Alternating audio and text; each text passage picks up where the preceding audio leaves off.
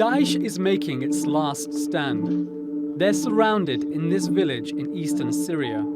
The terrorists say they'll fight to the death. There's not many of them left. The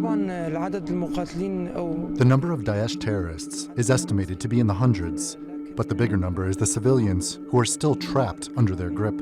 So we cannot start any battles, especially with the fear that massacres could take place. The Syrian Democratic Forces are leading the fight. The SDF is predominantly made up of the YPG terror group. They're getting air support from the United States. The SDF says Daesh are using civilians as human shields and have also built tunnels and laid explosives around the village. Thousands of people have already been evacuated from the area. Daesh militants have been among the civilians who've escaped. They've been arrested and interrogated by the SDF. There are Europeans and Americans that have left too, such as the British national Shamima Begum, who joined Daesh when she was 15 and has since had her citizenship revoked. There's not much left of Daesh's so-called caliphate.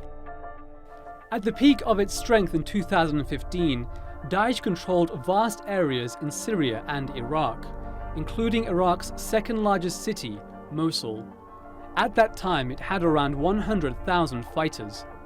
But now this is all it holds, the village of Baghouz in eastern Syria. Only a few hundred militants remain. Daesh captured territory in Iraq and Syria in a lightning-fast campaign in 2014. Iraq's armed forces largely fled without putting up a fight.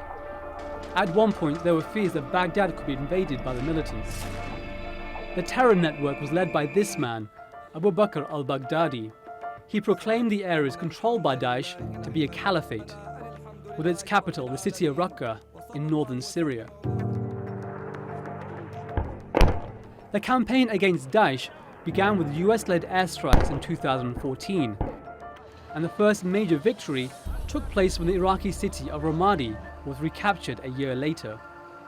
But possibly the biggest blow for Daesh happened in October 2017, when it lost control of Raqqa.